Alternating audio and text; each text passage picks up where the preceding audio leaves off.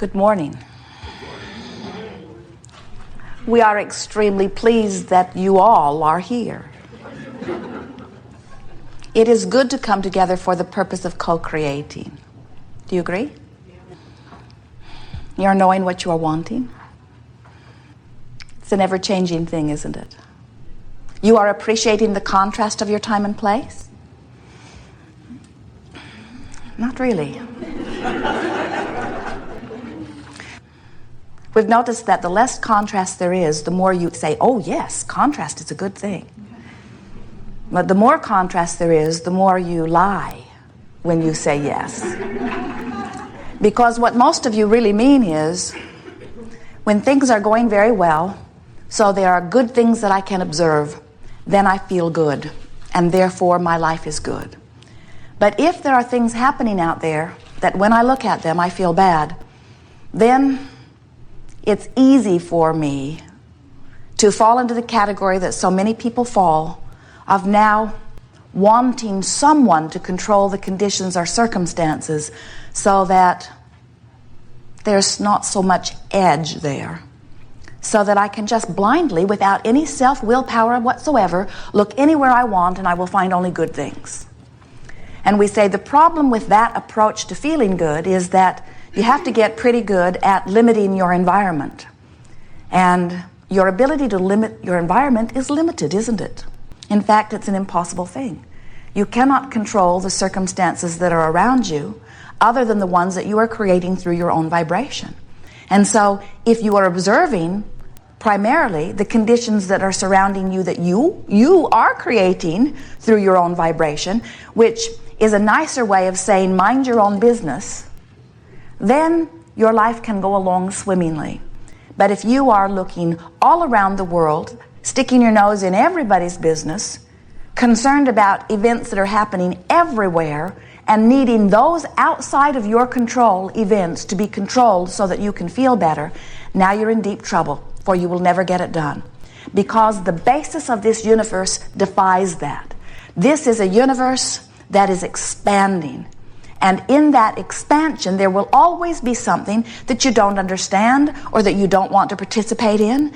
That's the beauty of a well-stocked universe. It's like a well-stocked kitchen. The more ingredients that are available, the more potential for lovely things you have. But if you get into that cupboard and you say, oh, let's throw this out, let's throw this out, let's throw this out because I don't want it in my pie, now you're in that control phase, and it is impossible because you don't get to decide what the ingredients in the universe are. You get to choose which ones you put in your pie, however. So when we say to you, it is a very good thing for you to pay attention to the way you feel, what we're saying to you is, if you're paying attention to the way you feel, now you are aware of the ingredients that you've got your hands on that you're about to dump into your pie. It's a nice thing when you discover that you have the ability to give your attention deliberately.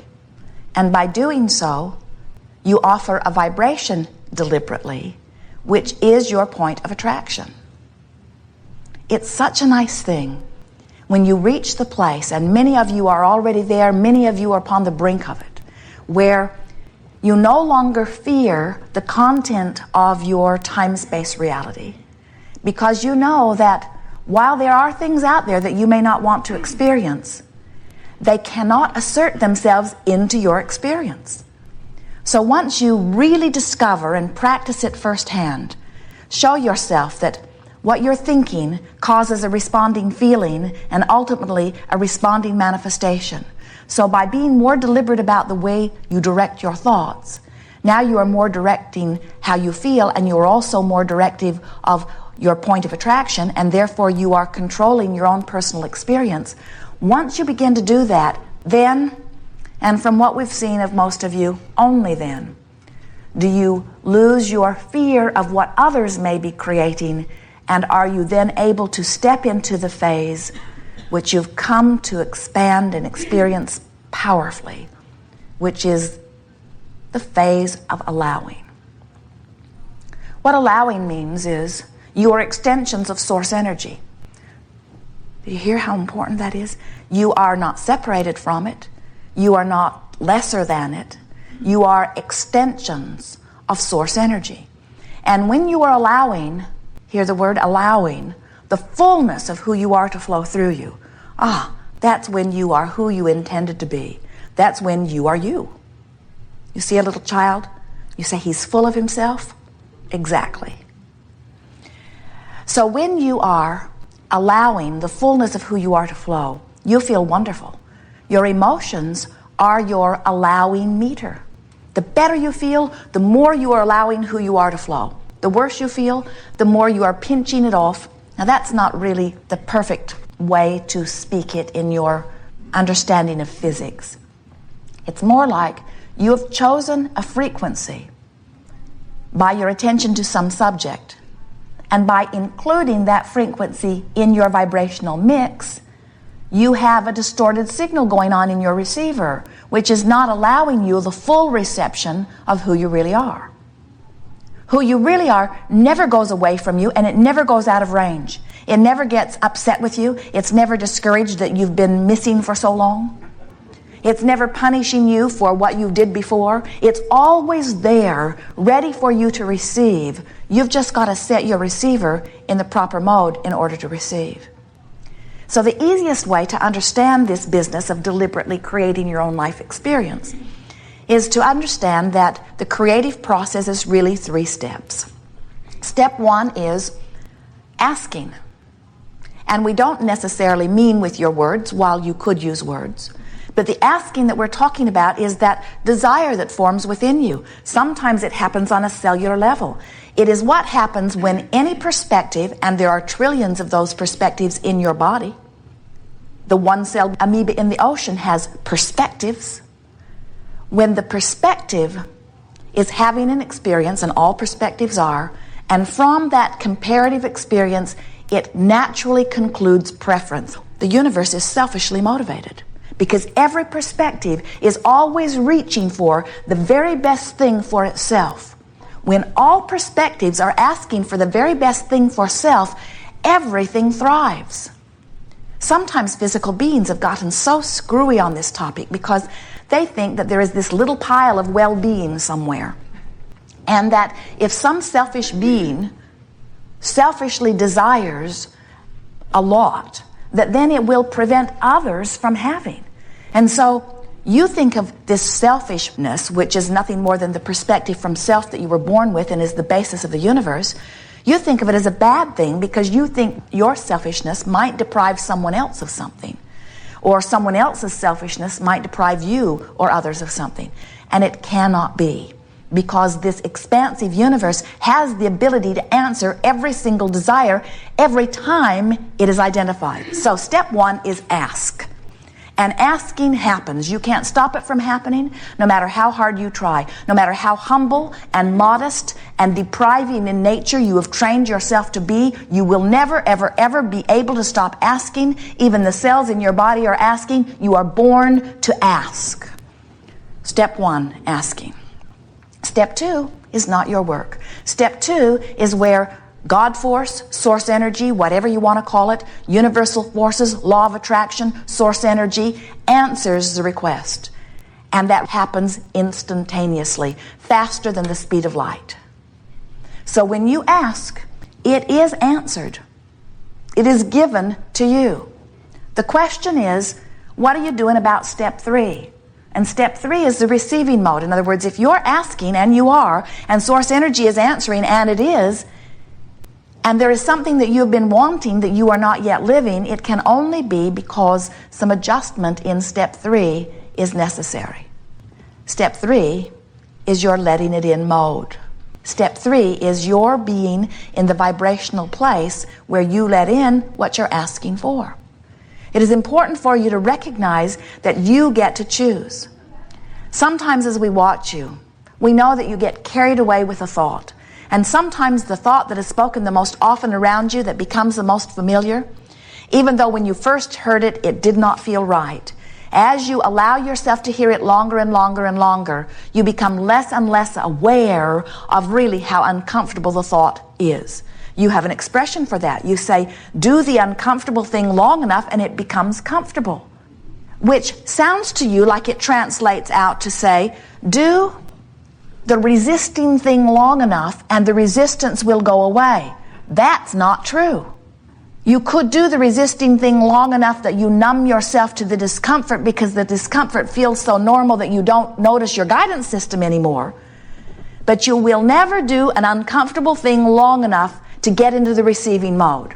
It just cannot happen. It is vibrationally not possible. It defies the laws of the universe. We're eager to visit with you about anything that is important to you. You will notice as we are moving forward here today that sometimes someone else will ask a question that you've been mulling over even better than you might ask it.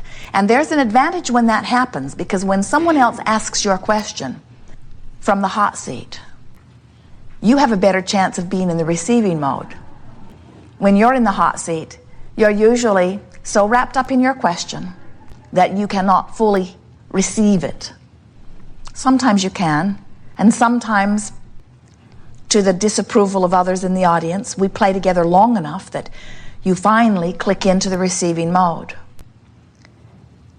Someone said to us one day, Abraham, I really need you to talk to so-and-so because I can't get through to them.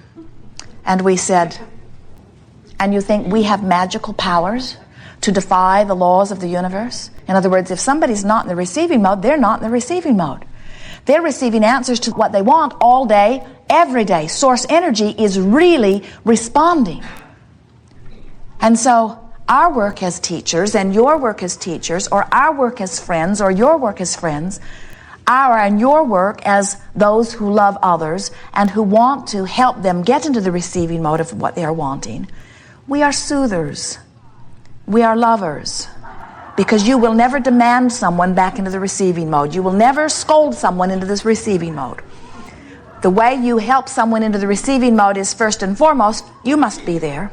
And then from your loving appreciation of who they really are, and your ability to not tell it like it is, and not see it like it is, and not talk about it like it is, but your ability to go to some virtual reality where things are as you know they want it to be, until you've practiced that thought so much that that's how you see them. That's the way you guide your life into something that pleases you more, and that's the way, the only way, that you could ever help anyone else.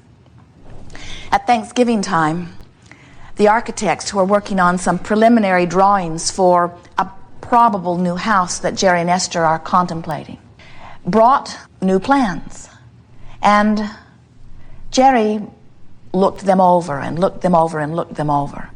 And then he went to the property where the house is potentially to be built, and he and a few others staked it out and drew strings where the walls are. And Jerry stood in all of the rooms.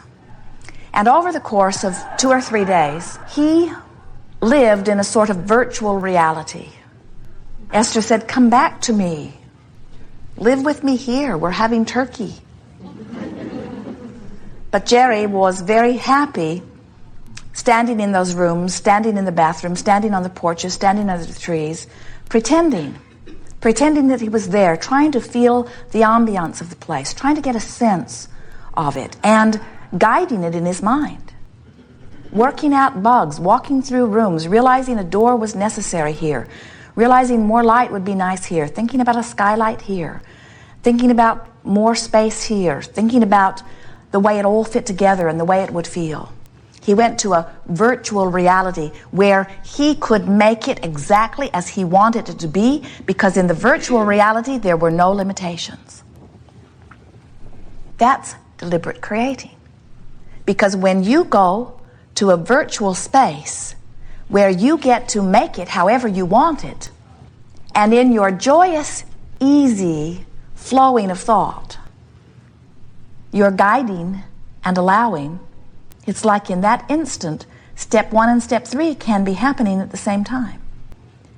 And the trick within it is that you're not facing any reality that your comprehensive awareness is identifying. In other words, when you go to your virtual reality and you are putting wallpaper on the walls, you wouldn't put up ugly wallpaper first and then take it all down and put up something more beautiful, would you? You would put up beautiful wallpaper, wouldn't you?